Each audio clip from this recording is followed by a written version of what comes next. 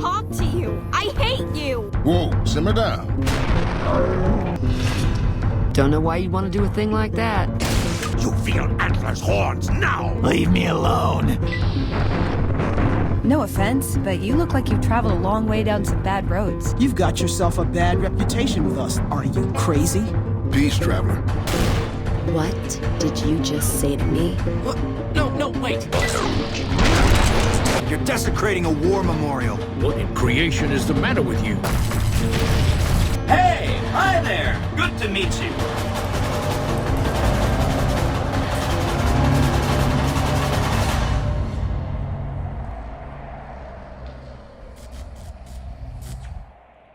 But before any of that, if you've been looking to buy a brand new custom-built PC, make sure to check out my line of Apex gaming PCs using the link in the description below. Also, they just got in the brand new RTX 4000 series cards as well, which I don't even have one yet, so dang. Make sure to use code Kevduit to get up to $250 off your purchase.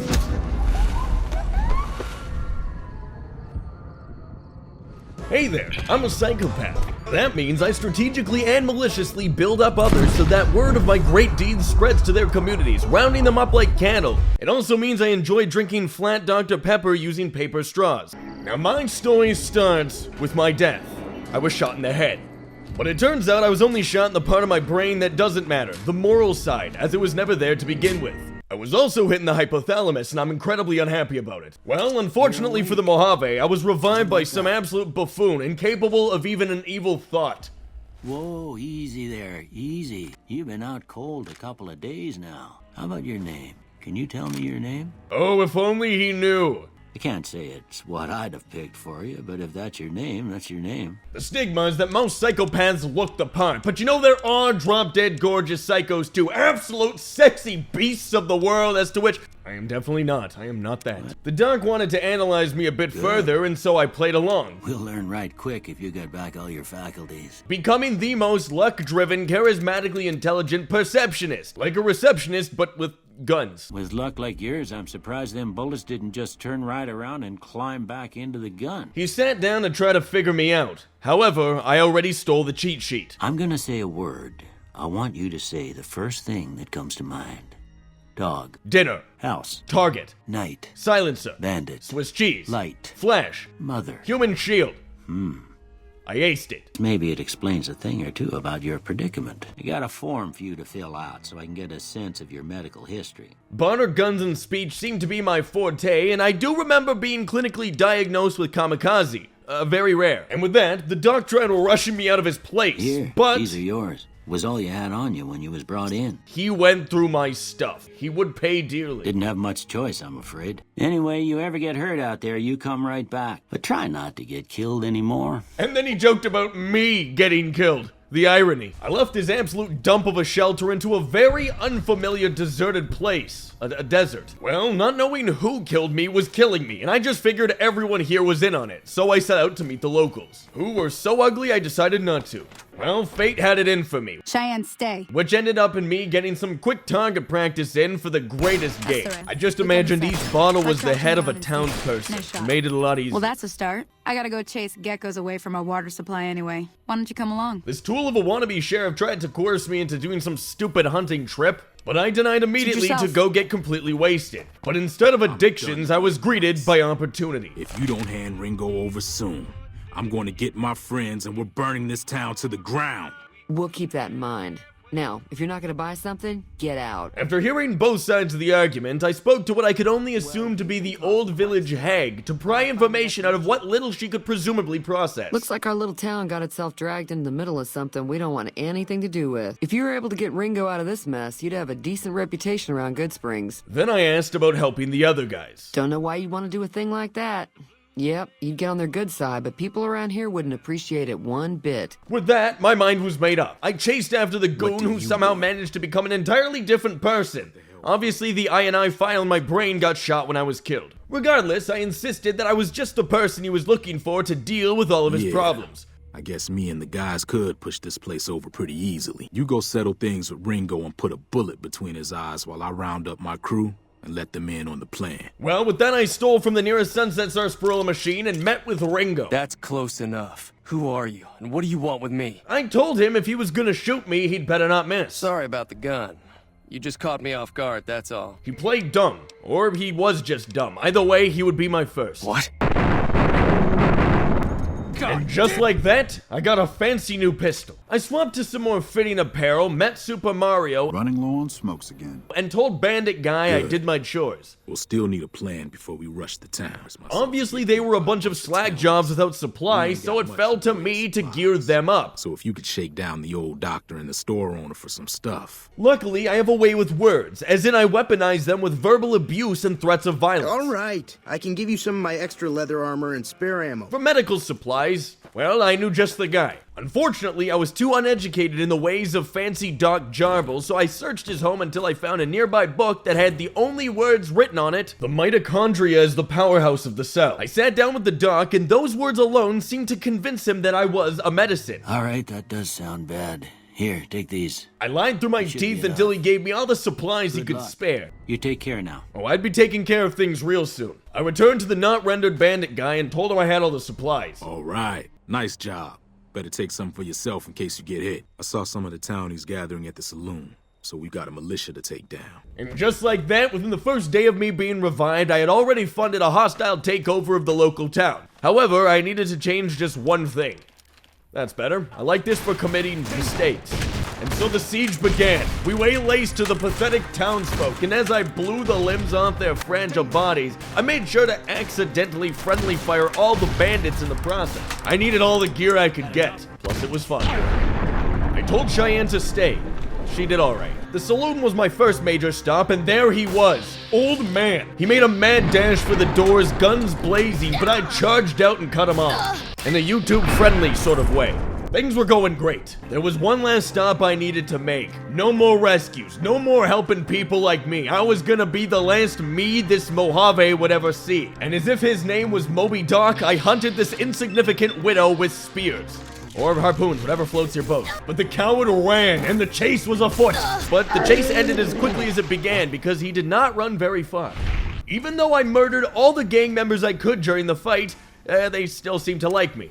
Huh. Well, I cleaned up any of the loose ends and wrapped up my business with this guy. Never thought I'd ever have my own town. Then I sold all the sheer garbage the townsfolk were holding on their dead bodies to this pathetic simpleton. I won't make any trouble for the gang. Just let me keep my store and I'll cut you a little discount. He had his uses, for now. And with the town of Good Springs decimated, I marched forward into the Mojave, coming across the occasional mercs. Peace, traveler. Who'd I promptly put out of business.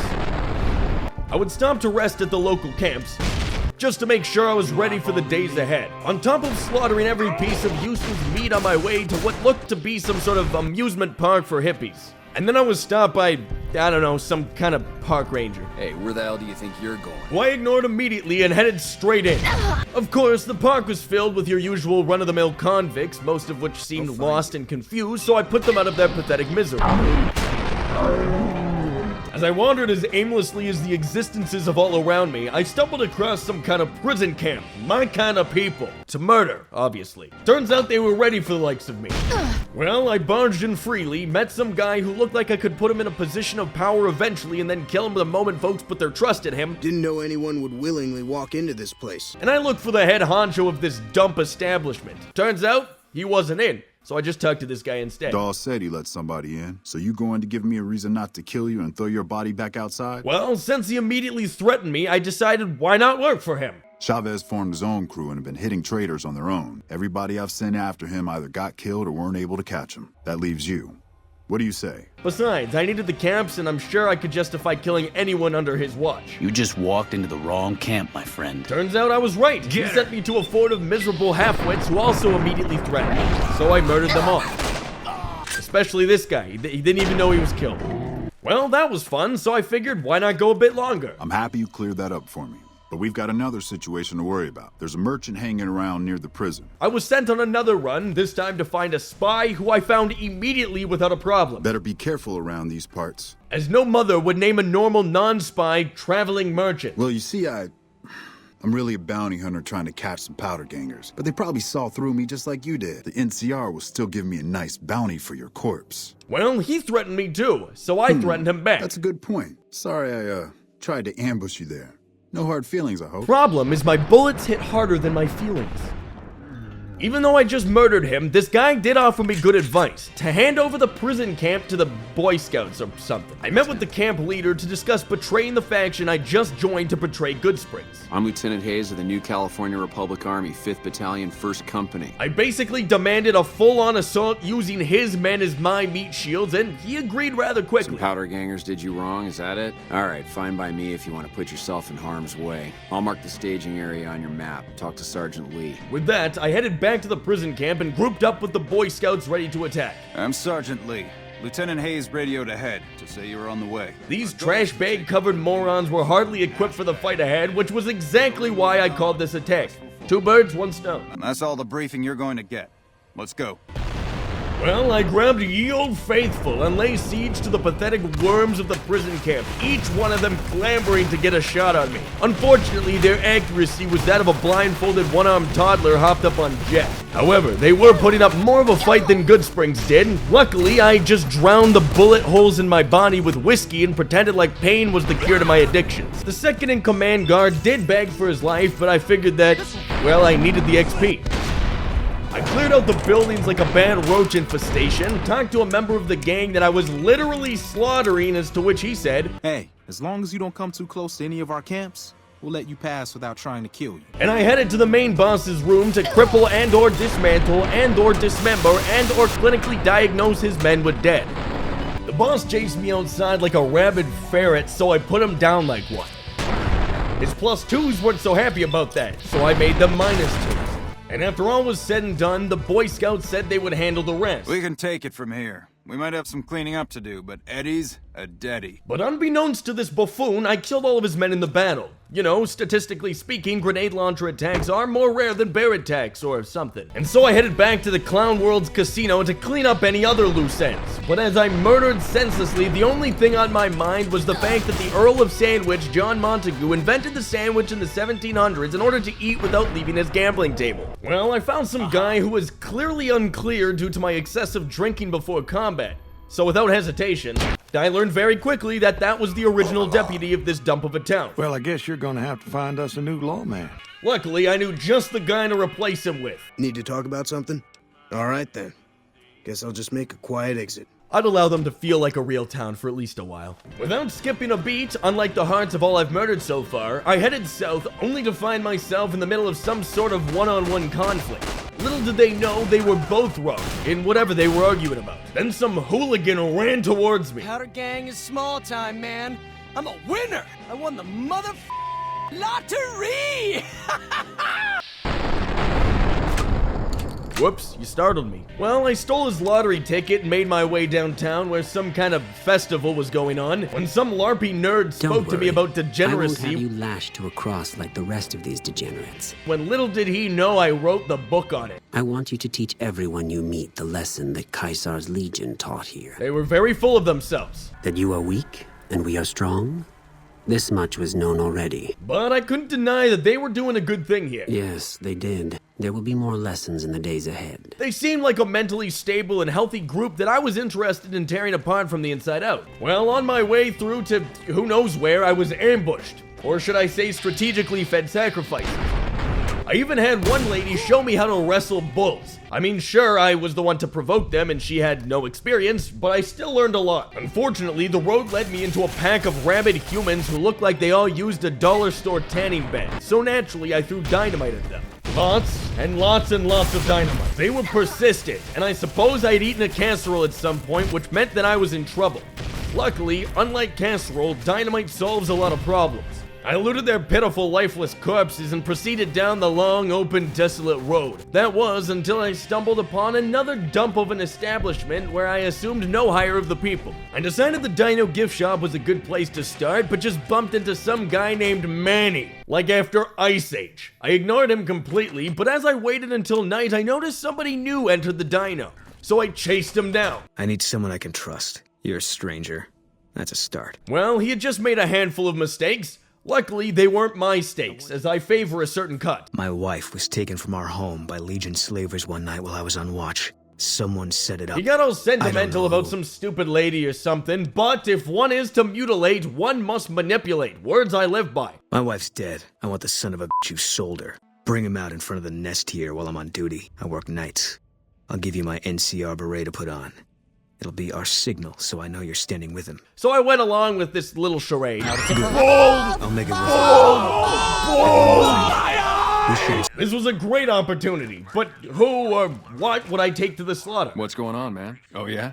A good friend? If you say so, man. I didn't like the tone he took up with me, so I made him tone dead. And then I got chased by two surprise behemoths. I tried to whittle them down with some kind of laser gun as Bald Boy sniped them from the dyno, and I did imagine the scenario of him getting absolutely curb stomped. But since that didn't fit my agenda, I saved it. That's it then.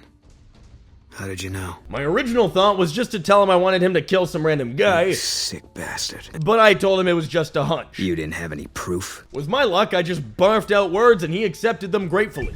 That's about all the proof I could hope for, I guess. Then I demanded he join me, at least for a while. You don't want to do that. He was clearly some kind of alpha wannabe, so I degraded him with lies, which true. completely convinced him. That's reason enough for me to take you up on it, I suppose, but this isn't gonna end well. I then traveled back to Garbage Town and sold a bunch of useless crap to this bootlicker. Give me a shout if you need anything else. And Bald Boy and I headed up west of Dino Town until we encountered a giant facility of zombies.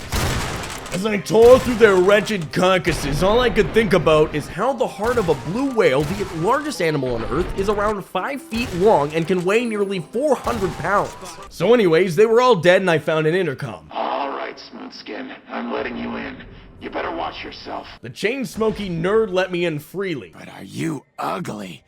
Get upstairs and talk to Jason before I throw up just from looking at you. Well, facts are facts. I went in to talk with Jason. Oh my gosh, he's hideous! Hello, Wanderer. Please forgive us our humble surroundings. Oh yeah, he'd definitely be dying by my hands. The Creator has promised to my flock a new land. Our feral brothers and sisters will accompany us on the great journey. He spat out some nonsense about a great journey, but it was interrupted by demons that I had to kill. Preparations for the great journey were nearly complete when the demons appeared. Will you drive away the demons, Wanderer? I agreed to help him and take out the demons by any means, as I could see this was one of those self-destructing Kool-Aid cults. Praise the Creator. Bless you, Wanderer. Bless us all. Well, after he blessed me, I headed downstairs with a skip in my step and murder on my mind. It was gonna be a bloodbath. I then approached some kind of used tea bag that could speak. We have a visitor. An assassin, more like. I say kill it, Antler, for safe's sake. His god, a skull, told him to trust me. Even the dead couldn't read my intentions. Hi, human. Why you come here? I immediately told him I would kill him in terms that this idiot would understand. By killing him. Bald Boy did step in front of one of my shots, which was fun, but this wasn't about fun, it was about murder. And after I killed this sack of gristle, I killed his god. After that fiasco, I bumped into someone that looked like they accidentally put their mouth on the high school water fountain. Come and get it, you big dumb. Hey, you're not one of those things out there. Whoever he was didn't interest me, so I shot him on sight, as what did interest me was the rifle he was holding, which I secured immediately afterwards, alongside his other garbage belongings. Well, I still had to kill the other demons, so I rounded them up easily, with the sound of explosions and gunfire, and within seconds, they were completely eradicated. And with that, I headed back up to that ugly, delusional, clearly egotistical fool and told him I had killed everyone. Is the way clear? He blessed me again. Again! And bless you, Wanderer. There is much to be done. I would forgive him for 2 blessings, but if he blessed me again, I would kill him and all of his friends. Him and his trope of pack mule followers headed down to the basement, and at first I thought, well, I could just kill them all here, until I saw something better. I waited to speak with you one last time before I descended to the launch pad, Wanderer. There is no way that we can thank you enough, Wanderer. Your arrival here was a blessing. Well, there's the 3rd blessing. We will remember you, always. With that in mind... Jason says that I am to cooperate with you on the final tasks necessary to launch the Great Journey. 2 components were missing. A quantity of isotope 239 igniting agent and a set of thrust control modules. I told this idiot I'd find his rocket parts and kept the secret to myself for now that clearly he thinks he's like the others, the ghouls or whatever. What a miserable small little man. Bye. So anyways, I headed out. Hello. But got into a little tussle with some locals who were minding their own business, which is my business, and I made my way to some old shack to collect some parts for the rocket. There was an ancient lady sleeping here, so I woke her up. Hi there. I'm Old Lady Gibson, or so they tell me. I tried to get the parts from her for free, but she expected payment. Like, from me. But they're expensive. 500 caps worth of expensive. Her sheer audacity of entitlement. A pleasure doing business with you. So I shot her in the back of the head and told her dog. Well, it turns out the part I was looking for was just in this little crate over here, not even on the old coot. Huh. Funny how things work out like that sometimes. Well, I left her house, murdered some guy, and found myself heading towards a plantation of some kind. I found the final missing piece to the rocket on some dead loser I didn't get the honor to kill myself, and then I slaughtered all the locals like they were nothing but animals. And with that, I headed back to the rocket. Have you found the components we discussed? Gave over all the supplies I just acquired through necessary means. Yes, that's the stuff. We have everything we need to launch the rockets, Jason. The great journey can begin. And started their little ritual. I then listened to their fearless leader basically give a speech the length of a poorly drafted podcast. 2 human friends. And then something about exposing this human nerd for being an actual human or whatever. I enjoyed watching them trapped in that little room. Reminded me of microwaving food. Yeah, food. Did you hear him? You were right all along. I'm no ghoul. Well, this pathetic excuse for a natural human existence cried like a baby about being a human, so I told him he was, in fact, pathetic. Leave me alone. And with that, I took one last close-up glance at my subjects and made my way upstairs to the rocket launch controls, and obviously waited for a reasonable time of day to witness these next events. I then turned to find some sort of console and had just enough science knowledge to know that pushing buttons is entertaining, so I pushed one. In eager anticipation, I pulled the lever, watching as the launch door opened. My thoughts were of the ugly morons inside those rockets, thinking they were actually going on the great journey. Well, they were, but my version of it. What a beautiful sight, like fireworks, but where everyone dies. Nope, couldn't have that. With that, I ran back down to the launch room to finish the job to completion, but the last variable seemed to have slipped away. Luckily, he told me before exactly where he'd be going. I spoke to him one last time. You saw the rockets explode, right? It turns out I was lucky they couldn't take me on the great journey. Do you have any idea what went wrong? Nope, so anyways. Well, it was a long journey ahead, so I grabbed a quick snack and hit the road. Quite literally, 1 minute later, I stumbled across a large fortress named Helios 1. This is a restricted area. State your business. So I completely lied to get in. Your being here is a start, soldier. But if you really want to help us, talk to the idiot with sunglasses in the back of the plant building. I barged into the facility and across all its long corridors, amazed that they let just about anyone back here. And then I met him. Hey man, who the hell are you? They bring you in to replace me? Immediately, I grabbed this nerd by the throat and threatened to take his job. Ah, man, I need this. Easy 100 caps right there. Aw, man, how am I supposed to buy chems now? Then I demanded he tell me every single secret about this place. See, we're getting power because the guy running this place is fantastic. Trouble is, most of the controls for this place aren't here. They're in the tower. There's these 2 terminals outside. They control the mirrors. If you find yourself up at the mainframe, do yourself a favor and make sure you send the power to the right place. After learning the true intentions of the base, I made it my main goal to redirect the power to myself. I set up and reset the mainframe connections of both terminals until I had the necessary requirements to access whatever the heck kind of super weapon power thing lay in the facility. And with that, I gunned down any and all security that stood in the way of me and turning this entire Boy Scout run nerd lab into something actually useful. But as my lead hit their steel and I watched the life drain out of their soulless eyes, I could think only about snails who can sleep upwards of 3 years if the weather conditions are moist enough to meet their proper living conditions. And just like that, I arrived at the observation level of the facility. Well, since the power was out and I was too stupid to repair the generator, I quickly found some scrap metal lying around and read the cover of a Reader's Digest magazine and was instantly blessed with the power to heal this generator. But as I looked upon the terminal, something did not feel right about this, as if, for once, I knew that I couldn't fall through with something like this. And then it hit me, because Bald Boy was here and he wouldn't like it. so I brought up Manny for kicks. Don't ever say that name again. And then promptly dismissed the oblivious fool into the Shadow Realm and went right back to the terminal, activating whatever the heck Archimedes is. Well, alarms started going off, some sentient voice started spewing out safety hazards, and I figured that was probably a good sign. I headed up to the main viewing platform that had the perfect overlook on the base. I waited until optimal hours to activate whatever this was, and since nobody left the facility, I figured that it would just be okay. And that was it. That was the first moment I truly felt alive after being killed. Using the power of the sun to nuke these feeble clowns. It was beautiful. And then, like a gift from the heavens,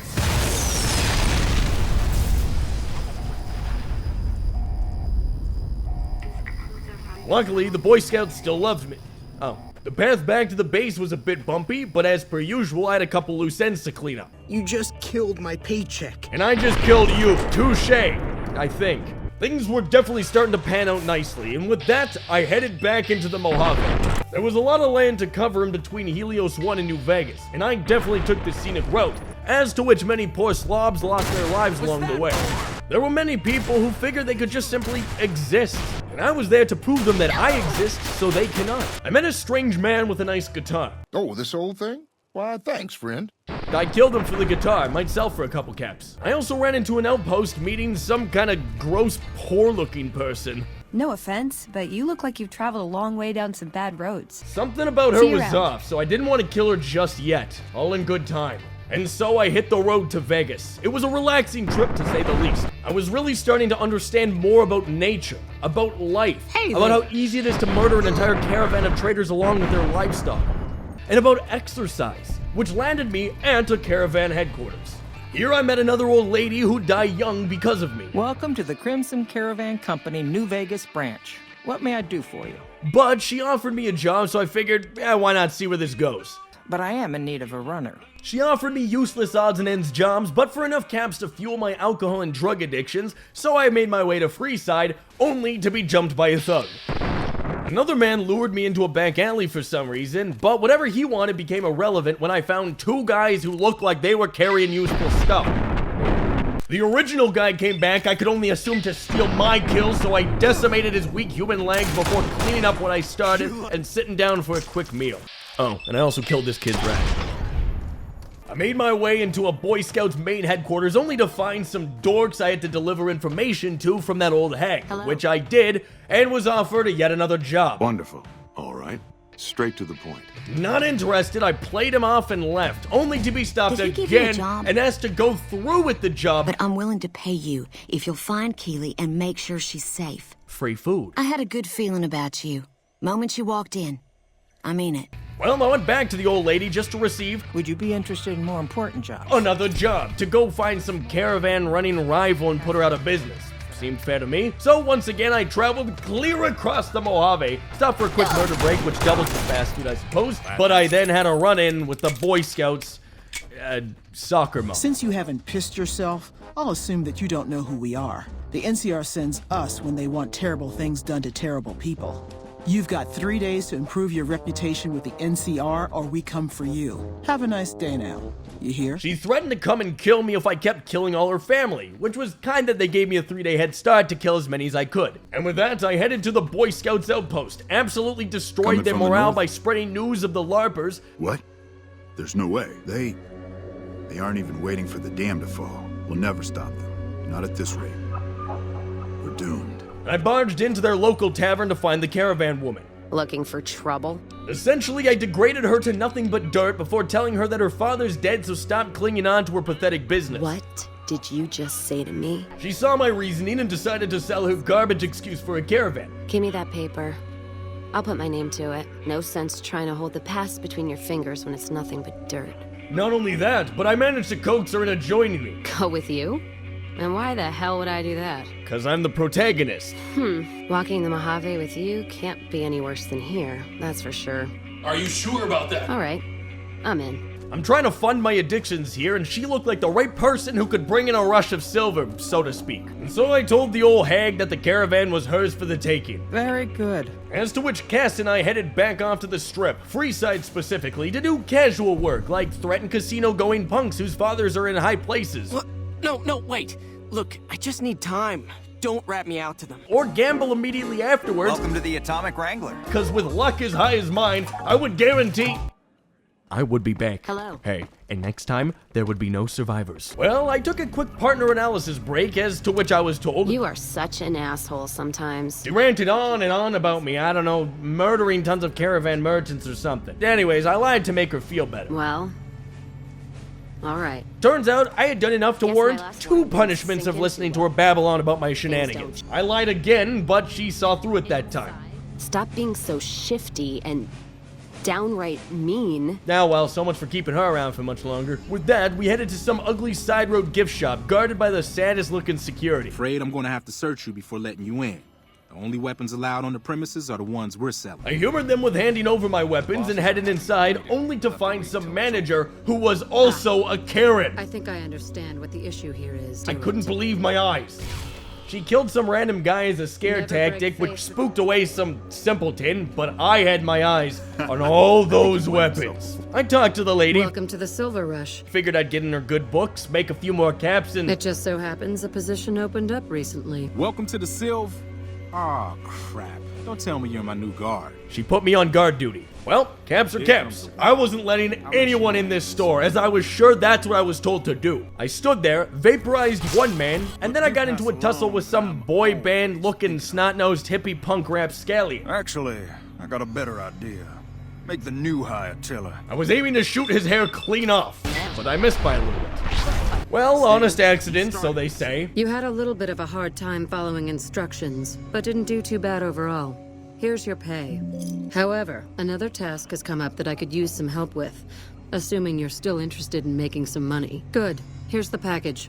I'll mark the location on your map. I got the money, so I was happy, and she sent me on one more stupid delivery mission, but I figured this could be the one to get them to trust me. Are you the Van Graff's emissary? So I fell through with the task, wanting nothing more than to utterly obliterate this man, but showed great restraint. I rushed back to the Silver and finished up business. Welcome back. Which ended up in me catching the attention of her bodyguard or something. Just the person I was looking for. My sister is very impressed with you so far, but I'm not. He had zero faith in me. Luckily for you, I'm going to give you a chance to prove me wrong. What do you say? Absolutely I would. All right then. There's a girl I need you to find. Her name is Rose of Sharon Cassidy. Oh hey, I know her. Find her. Bring her here so I can talk to her, one-on-one. Well, this is going to be interesting. As I live and breathe, Rose of Sharon Cassidy. Mojave's ours, and we're shutting you down for good. Waited too long to finish this. Last loose end, all wrapped up. I needed the caps, and the only thought in my head was how Mount Everest is the highest point on Earth at over 29,000 feet tall. However, it pales in comparison to the deepest point, the Marianas Trench, which is over 36,000 feet deep. Oh, that was fun. So anyways, Caravan Lady was dead, but something felt off. I was paid, but not everyone was dead. And thus began the romp at the Silver Rush. I planted mines all over the room to create the ultimate trap, but the guards, with their +2 intelligence, seemed to catch on quicker than I anticipated. I booked it to the nearest washrooms and popped a stealth boy in the stall, not to mention drank myself into a kidney stone to mentally prepare. Somehow the guards forgot about me immediately, and I managed to find a stick of long-fused dynamite in my back pocket. So I lit that puppy up and sent her off, forgetting that I was, in fact, in a store that sells explosives, and that I had, in fact, planted explosives all over it. Well, it all worked out. 2 sleeping guards upstairs that survived rushed my bathroom, but unlucky for them, I had face-shooting guns that also work on chest. After that ordeal was settled, I dined my way out, but noticed 2 more guards had survived the blast, no doubt witnessing me eat their friends. So I killed and ate them too. I then realized I had fallen into quite the plasma-based weapon fortune, an heirloom you might even say, because that's what happens when you eat the person originally bound to it. Well, I left the building only to be jumped by a dear friend of mine, Mr. Other Door Guard, so I had no choice but to murder him, his friends, and then some random guy down the street. And with that, I headed to seek medical attention, bumping into none other than a doctor. Hi, if you're looking for medical help, try the other doctors. Or not, just someone dressed as a doctor. Well, after about a minute of knowing this man, smooth talking my way through his obvious need to help people, I asked him to join me. No offense intended, but why should I go anywhere with you? Although skeptical at first, it was in that second minute that I reeled him in by near puking out my internal organs, offering to help. That seems appropriately resolute and yet vague. And with that, Mr. Helpful joined my crew, and I immediately sought actual medical attention. Are you here to drop off medical supplies? As I had nearly 300 bullets lodged into various parts of my body. And then I was so highly irradiated, I'm surprised I didn't turn into a ghoul. That's easy enough to clear up. Anything else? Not quite the hit I was looking for, but I guess it'll do. And with that, Mr. Helpful and I hit the wasteland to shoot up a memorial. My brother died at the Battle of Hoover Dam. You're desecrating a war memorial. I expressed my deepest sympathies for his loss. Oh, now it's on. Because I then caused his deepest loss. I think I need some more firepower. We then headed straight to the strip, shooting every punk thug in our way, flexed how many camps we have to a Securitron. Submit to a credit check. Thank you, madam. And bumped into the same robot I killed back in Good Springs. Howdy, partner. Do I look destroyed, partner? It's harder to put old Vic in Boot Hill than you might think. Well, I didn't care. I just barged into the Lucky 38 to speak with Apartment Complex. Or Mr. House, Potato Potassium. This meeting has been a long time coming, hasn't it? My only concern is the recovery of the platinum chip. What happens to Benny, I leave to your discretion. He told me to outright murder a man directly in cold blood, so I figured how bad could he really be? And so I left the casino only to be stopped by a Boy Scout selling cookies or whatever. Hey, you there. I have a message for you. It's from Ambassador Crocker. Very important. Here you go. I doubt it. You'll all be dead soon anyway. With that said, I hit up the Tops. Hey, baby doll. Welcome to the Tops Hotel and Casino. I'm gonna have to ask you to hand over any weapons you might be carrying. I gave over my weapons knowing that it'd be a lot more fun to kill that checkers player, whatever he is, with my bare hands. Which ended up just being a ruse anyways, because this guy was incredibly gullible. Hello, baby. Welcome to the Tops. What can I do for you? I'm going to murder your boss. Really? You got something to say about the big boss, huh? He's not a daredevil. That doesn't... Why would he pull a stunt like that? He mixed raisins with the chocolate chips. He's trying to pull a fast one on the big man. I think we got a real problem on our hands. Can't believe Benny's a no-good stinking punk. Tell you what, I'll call Benny, keep him away from his suite. You go search the place. Here's the key, it's on the 13th floor. I told him we had no time, so we should just kill him now. Take him out? Okay, well, if you think that's the best way to deal with this. It absolutely was. And with that out of the way, I headed straight up to this checker player's penthouse presidential whatever the heck kind of suite he was in, and used the key that the desk jockey gave me freely to break in. As I prepared to murder the man that murdered me, I did run into a robot that was very yes. Hey! Hi there! Good to meet you. But I didn't care about him right now. Hope to see you soon. Well, old Checkers showed up a bit ahead of schedule and walked in like he owned the place. Embarrassing. So I just quickly put that there. Be careful with that thing. You? Yes, it is me. How Nug. could you be? You got a crazy drop on me, baby. But you don't want to kill me. Give me the chip. Or else what, punk? Or else this? No, or else this. And with that, I quietly disposed of the world-renowned checker player and took all of my stuff. I also corrected his mistake. And with that, I let the receptionist know. Guess that makes me the boss. Ring-a-ding. But I would return eventually. However, upon leaving this garbage facility... The eyes of the mighty Kaiser are upon you. He admires your accomplishments and bestows upon you the exceptional gift of his mark. My lord requires your presence at his camp at Fortification Hill. And that's when I knew the ball was rolling, amongst other things like heads, legs, arms. Mr. Helpful and I made our way to the luxury yacht prepared to us. Hey, are you ready to head upriver? And I knew that my legacy was only just starting. The trip will take a few hours. Take your place on the boat. But of course... Wait a second. What's going on? Am I playing Virgil to your Dante? I'd like to assume that we're tiptoeing into the mouth of hell out of academic curiosity, but I'm not so open-minded that I've lost my brains. Because I couldn't really see Mr. Helpful, with a grin on my chinny chin face, I lied through my teeth and told him I was infiltrating for murder reasons. Tu, mi amica? No disrespect intended, but you weren't the first person to dream up the idea. Just give me a sign when you're about to pull out the dagger so I know when to make a run for the cliffs. With Mr. Helpful having a binky shoved in his mouth, we made our way to the Grand LARP main HQ. But I had to leave my companion outside the main tent like a mutt. What's up? However, I did ask him how he was feeling about all this. But really, as long as you don't help out the Legion, anything's better than that. Good to know. Just don't be gone long. I sunburn easily. Then Mr. Helpful just downright lied to me, to my face. It was the middle of the night, there is no sun. He would pay dearly for that. And so I met with the famed Carson. So I finally get to meet the courier who's caused so much trouble for the new California Republic. You spread word of the massacre of Nipton. He babbled on for seconds about my great accomplishments already across the Mojave, and then asked what my thought process was. The question is, are you ready to get started? I firmly told him yes. I like the servile attitude. Keep it up. Well, I had my heading, which was the beheading of other factions, but Mr. Helpful wasn't quite on board yet. What a load of Brahmin! Can you believe that guy? I just assured him he was a madman. Well, yeah. Right. What did I expect? He goes and throws all of our knowledge off a cliff. I told him to just shut up and follow me. Lead the way. So we took off across the fort to the underground bunker filled with army-grade robots Cleveland wanted me to kill. Caesar has permitted your weapons to be returned to you while you serve him. Caesar has put a lot of trust in you. Be worth it. Oh, I am worth every cap. I made my way down, but then the realtor of New Vegas stopped me. I need you to manually upload the data from the chip to the facility's primary computer. There's a terminal at the other end of this facility.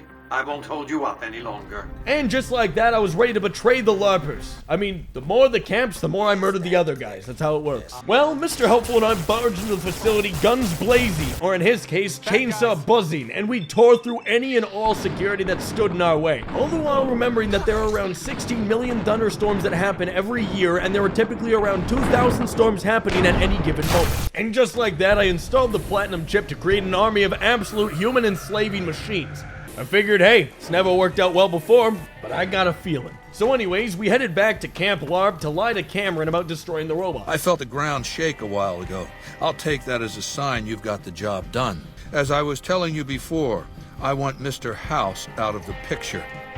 The plot was getting thick as congealed milk, and I was ready to eat it like it was going out of style. Good. Obviously, I was gonna kill the strip's lead realtor, but first, I noticed something odd. A young girl in a pen filled with two-headed cows.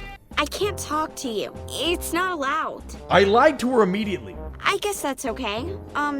If you're a friend, can you help me? I figured why not, if she was good for the camps. Anthony took Sergeant Teddy away and gave him to the stinky dogs. I want him back. Killing the realtor would wait. I had a teddy bear to save.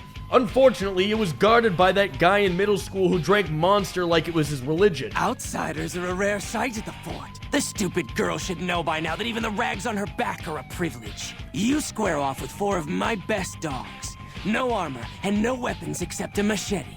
You survive, and I let you have the bear. I told him sure, I'd love to kill your mangy mongrels. And I did. Naked. With a knife. And Carlton liked me all the more because of it. I thought they had you.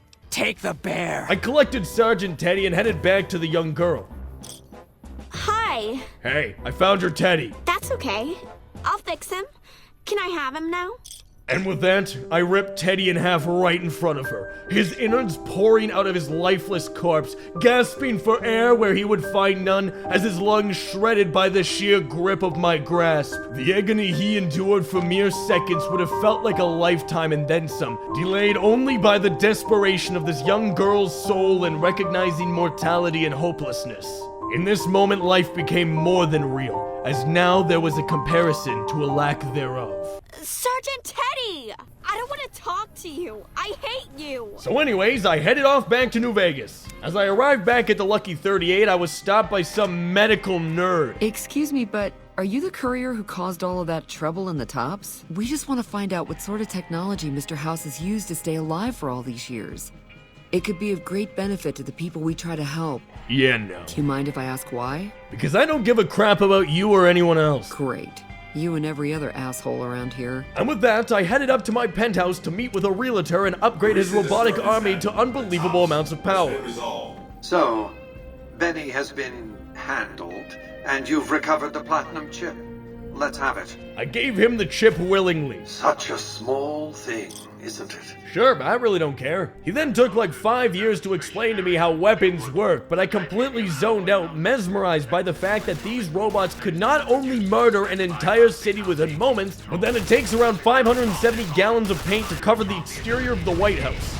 I've since broadcast the upgrade to every Securitron in range of my transmitters, and I must say, it's causing quite a stir down on the Strip. And I want to make sure that the boomers don't sign similar treaties to fire their guns in support of the NCR. And like that, I gained the misplaced trust of Computer Man, who was starting to get on my nerves. Probably because he had none. So I decided to visit him personally, and in doing so, I slaughtered all the robots he had guarding his bedroom. Ironically, I used the Checker Man's pistol to kill most of the guards, and then I made the mistake of trying to chuck grenades with my arms that are the equivalent of a really weak person's arms. For some reason, I just kept persisting to toss them like I would eventually become some kind of baseball pitching pro. Regardless, all the robots were dead, and I found the terminal to the realtor's room. Your attempts to break well through my defenses. You could have helped change the world. Minimal at best. He begged me to stop and rethink, but the problem was that I got shot in the part of my brain that has to rethink my actions. Well, just like any normal person's bed, I depressurized it with the nearby computer and lifted it up to expose a creature that resembled Voldemort crossbred with Gollum, and then got hit by a car. So I beat him to death with a golf club, and then he turned invisible, and then I ate him. Well, now that I had had dinner, I wasn't in such a bad mood anymore. But that changed instantly. Have you reconsidered our offer to bug Mr. House's data network? No! Oh. Frick off! Okay. I headed back to Calvin's tent, as to which I left Mr. Helpful outside in eager anticipation. I've read Mr. House's obituary. Had a high opinion of himself, didn't he? First up are the boomers of Nellis Air Force Base. If you find they aren't amenable to this offer, destroy them. Well, this boomers faction was, no doubt, a threat, but one that I knew I could manipulate as they sounded old and senile. And so I killed my way across the Mojave yet again, gunning down anyone that unfortunately existed around me that day, until I came across some guy on his way to the National Bingo Tournament by the looks of it. Whoa there, pal. You better slow down, or you'll get blown up like the rest of the idiots who thought they'd scavenge in boomer territory. I told him if he didn't tell me how to get through, I'd kill him. Whoa, simmer down. I'll tell you, I'm a gambler and a scavenger. Is there a way past? There is a way, and I'll tell you. For a little wager. Well, seeing as I had no other choice, I bartered him down in price a bit. All right, I suppose I can cut you a deal, but not a cap lower. He then told me everything I needed to know to cross over the bombardment field to meet the boomers. But then I remembered that I needed those caps back. Well, I casually strolled through the town while the boomers accurately missed me with every shot, and I made my way to their front gate. Their guards seemed a little too prepared. Hold it right there. Don't you move. How the hell did you survive that bombardment? I told him he was stupid. Are you even human? Move a muscle now and I'll blow you to pieces. And then I told him I wasn't afraid of him. Watch your mouth, savage. Raquel will be here any second. I'll take this from here. I'm Raquel, Master-at-Arms for the Nellis homeland. And just like that, I waltzed straight into boomer territory, as if they hadn't heard a thing about me. I met with their fearless leader, who looked like I could take her out with one simple tombstone pile driver into a stack of bricks. Now, not to raise immediate suspicion, I decided to play along with their little games, maybe get their faction committing to stuff beyond their dull comprehension. Raquel could use help with the bug problem. Doc Argyle has wounded he's tending to, and Loyal and Jack might be looking for help with some repairs. But I hope you'll show my youngers that not every outsider needs to be blown up. I started with the adults, all of them begging for help from me like incapable, weak children. And speaking of children, another girl wanted me to find her teddy bear. Hey there, lady. Can you help me find Mr. Cuddles? No. Oh. As for the others, my exceptional charisma wowed them into liking me, possibly even more than their pathetic adult overseers. Awesome. And then there was Jack, the in-between, the nobody, hopeless romantic. Is that was his only concern, some girl watching their facility through binoculars that he wanted to meet. Naturally, I flirted with him to build up his self-esteem like he really meant something. You think I'm handsome? Wow. I wonder if she does too. Then I pried the information of this woman's whereabouts from his flapping gums. There's an outpost near here. And convinced him I'd go out and find this woman for him, which you better believe I would. That would be amazing.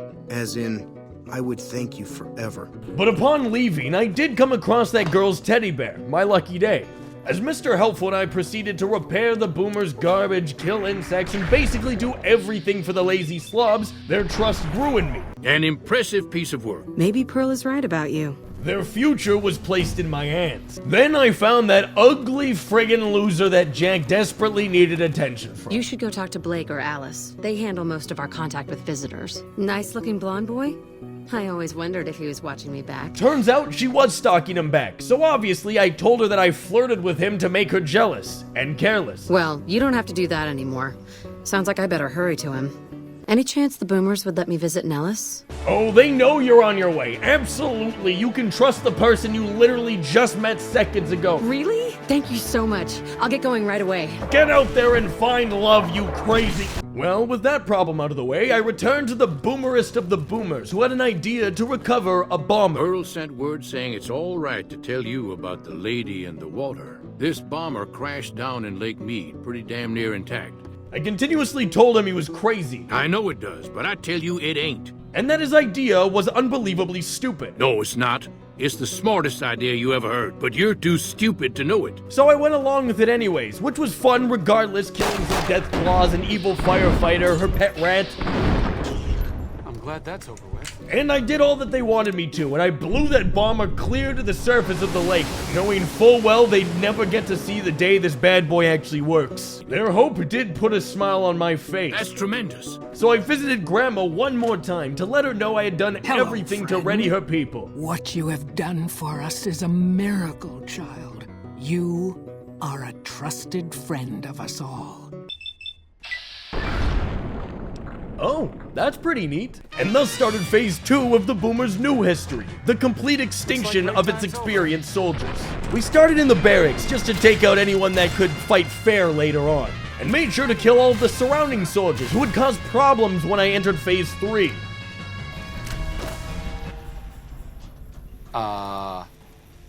What's up? Then I told the little brat that her teddy had been murdered. No, not Mr. Cuddles. Just wait till you'll find out about your parents. And finally, phase 3. I ended at the bomber's bunker, as to which no one truly knew how to aim grenade launchers, resulting in them all killing each other mercilessly. Any survivors were out for my head. But still, I clung on to the fact that almost all commercially grown artichokes, over 99%, come specifically from California. And with that being said, I was now considered a wild child, but they don't outright hate me, so I could still manipulate them. However, I had one final stop, and that was to put an end to the only guy who gave medical care in the camp alongside these major threats. Or could eventually be, you know, just covered my bases. Well, I had convinced the boomers to fight alongside Clark's Legion even after murdering everyone except for Jack, that one old guy, and the kids. It'll be very interesting seeing how that's gonna play out later, I suppose. I returned to Carlos with the news. Good. Make sure they help the Legion when the time comes. I want you to forge an alliance between Caesar's Legion and the White Glove Society. They used to be cannibals. I expect that information can be used to manipulate them. Cannibals? Disgusting! And with that, I headed back for the strip. Lead the way. But first, I realized that I was darn near close to losing Mr. Helpful as a companion due to my incessant need to help Carlisle's Legion. So I headed back to Dinoville and found Bald Boy. If there's one thing I won't tolerate, it's working with some dog of the Legion. He was not impressed with the fact that I'd slaughtered countless of his Boy Scouts. If you want me to stick around, that ends now. Alright, but we better not have to have this talk again. And then we had the conversation again. Look, I know the NCR has problems, but I fought with those men. But after I told him it was all just a big whoopsie-daisy, and he was chill and actually joined up with me again. Is it time? I'm ready when you are. As for Mr. Helpful, I dismissed him back to the Lucky 38. Oh, I thought my charm could win you over, but I guess it wasn't meant to be. Back to the tomb, I suppose. For now. And with that, Bald Boy and I made our way to the Ultralux, which sounds like a toilet paper brand. Regardless, we entered it to, yet again... Beg your pardon, but could I trouble you to turn over your weapon? I didn't have much of a choice. It was either that or just kill everyone in sight. My deepest apologies for the slightest inconvenience. I aimlessly wandered into an old man moping at the bar. Beg your pardon, stranger, but I'm looking for someone. You ain't seen a young man with dark brown hair and a white hat on lately, have you? I lied immediately and said I had. What? Where? Yeah, he's at the pool, sporting a skimpy two-piece. What in creation is the matter with you? You got a real sick sense of humor. Apparently he didn't like my joke. I faked an apology and he opened up to me completely about his missing son. I ain't seen my son in hours. With just a few details to go off of, I barged into the Lux's restaurant and talked to some bobblehead behind the counter. Welcome to the Ultra Lux. I do hope it exceeds your every expectation. I accused them of cannibalism at my earliest convenience. This again? I thought this was all settled. And then I promptly told her I've had my fair share. You disgust me. How dare you say such a filthy thing in my establishment? Ta-ta. Well, that didn't go as expected, so I talked to Mustache over here to get some info instead. How may I be of service, madam? I immediately asked him about cannibalism. Ah, yes. I've heard that one too. Initially, he dodged the inquiry, but as soon as I mentioned my favorite flavor, he was quite honest. And you know what it is to be discreet in matters of nutrition. I've been planning an exquisite society dinner, but there's a bit of a problem with the main course. He's got a powerful and temperamental father. And there was the missing boy. I need a replacement, and I need the boy taken care of. Oh, I'd take care of him, all right. The replacement must be healthy and well-bred. One can't very well make steak from gristle. And that's when I realized that I had the perfect portable replacement standing right next to me. Perhaps a little rugged, a little gamey, but he's in good shape and looks healthy. Splendid, splendid. The boy is being held in the kitchen beneath the gourmand. Well, things sure were getting interesting. He gave me the keys to basically the entire hotel, and I headed down to the depths of the kitchen towards the cold cellar. I swung open the door only to find none other than the missing boy, not wearing a skimpy two-piece. That old man lied to me. My daddy's gonna kill all you bastards once he finds out what you done to me. Hey, how you gonna do that when you're dead? Hey! So Bald Boy and I beat the living tar out of this country slicker who probably doesn't even know that the word strengths is the longest word in the English language that only has one vowel. So anyways, he died. I then proceeded to lure Bald Boy into the freezer and convinced him that the last ice cream sandwich was way at the back. Sit tight. And just like that, Bald Boy had fallen for the oldest trick in the book. Release a rancher's son who was originally meant to be eaten by hotel staff, but instead kill him because he ain't worth the time, yet you return to the freezer anyways because someone told you to. A sheer classic. So yeah, I told the father his son was dead. Confound it. Ted, I'm so sorry, boy. I demand to know who did this. I don't know. Tough. Confound it. I just don't know how I'm supposed to sleep knowing whoever done this got away. I know how I will. 250 caps richer. And so I returned to Mustache and informed him that I had delivered the takeout. Wonderful. You have come through with flying colors. You have done very well in keeping this business low-key. I appreciate your discretion. I hope you understand what a tremendous boon this will be to your standing in society. The irony. I asked if they had reverted to cannibalism yet, but I was a tad bit too early. We'll know after tonight's banquet at 7 o'clock. I'll only be telling everyone what they've eaten after they've eaten it. So I waited a solid 10 hours, which probably felt like an eternity to Bald Boy. Ah, you're back. And then I asked again. I certainly did. Philippe created an extraordinary amuse-bouche from the flesh of your former travel partner. Everyone at the banquet loved it. I told them what it was, and the room was quiet for a moment, but then we all had a hearty laugh. Just like that, Bald Boy knew love for the first and last time.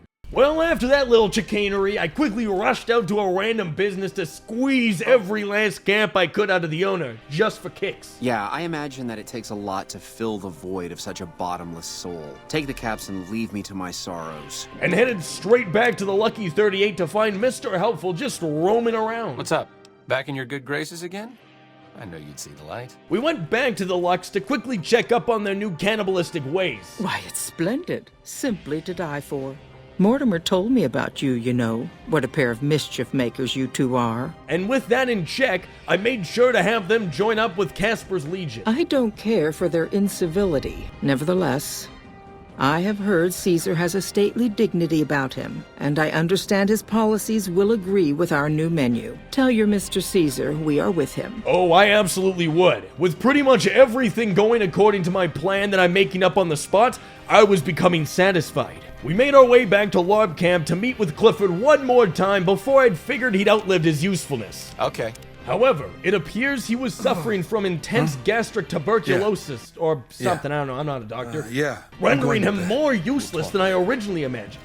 I waited exactly 1 day outside his tent and then stormed right back in, only to find he wanted me to join him back in his private tent. And so I waited for what felt like an eternity for him to sit his lazy carcass down. All right, let's state the obvious. There's something wrong with me. Lucia says I stare into space, blink a few times, then keep talking like nothing happened. So what's the diagnosis? I made up a complete bullcrap answer to his stupid question. I'm not familiar with that condition. Is it treatable? I told him it was as easy as brain surgery, which I have attempted several times unsuccessfully, probably because I was using a shovel and Gorilla Glue. But I had a wonderful opportunity before me. Mr. Helpful, the man whose entire life is devoted to helping literally anyone but the Legion. I'm sure he'd be worth a few caps. And where is this arcade? I'll have my guards take him captive. If he cures my condition, I'll see to it that your reward is several times his value. So I assumed like maybe 7 caps or something. And so I watched Mr. Helpful drag his feet into his new life of slavery to the Legion as their personal doctor. Oh, and I also leveled up, so that's pretty cool. He walked right by me like I was nothing after all we'd been through together. I sat down across from him to make sure he knew I made all this happen. Hey there! Was it always your plan to sell me into slavery to Caesar, or was that a spur-of-the-moment thing? Yeah, it just felt like it, I guess. I asked if he was having a good time. In the words of Socrates, go fornicate yourself. Why don't you make like Odysseus and get lost? For as lack of adornment is said to become some women, so will this place, without your presence, bring delight. I've run out of witty ways to tell you to leave. So why don't you just go? And so I did, but the real work lies in the days ahead of me. I didn't come back from the dead just to settle with dabbling in a bit of betrayal, cannibalism, and subjugation. I came here to ruin people's lives and drink whiskey. And, well, actually, I was starting to run out of both.